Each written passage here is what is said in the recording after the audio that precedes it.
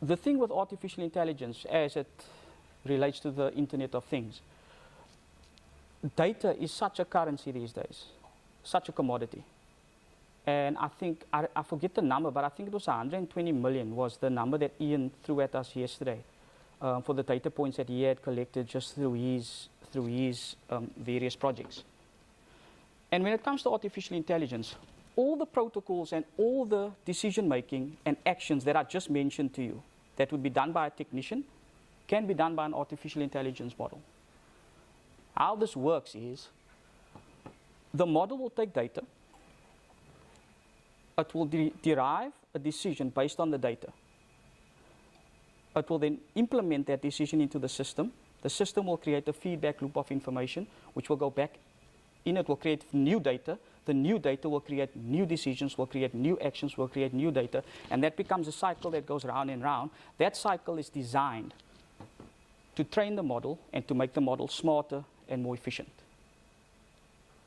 Now, I don't want to say the issue, but where we are at the moment is the lack of data. Now, 120 million data points sounds like a lot, but in order to train an artificial intelligence model, that's a drop in the ocean.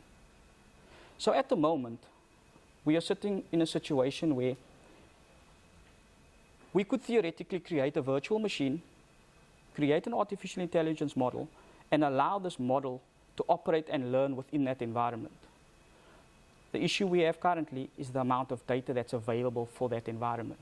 Because data is a commodity, it's owned by somebody. And access to that data is the challenge. When we have enough data, we can create smarter models and we can create systems that can learn and eventually make the decisions for us and then just notify us afterwards. There was, at the very first AI event that I went to, someone mentioned the fear of that was so clever. Someone mentioned the fear of artificial intelligence, and the reply coming from the speaker was, "You're worried about artificial intelligence, you should be more worried about natural stupidity." And that's true. People are worried about job loss and things that can be created by artificial intelligence, but the reality is, and this is something that we saw with our friends at Air Robotics, we took artificial intelligence, incorporated it into our drone systems, and revolutionized our agricultural sector.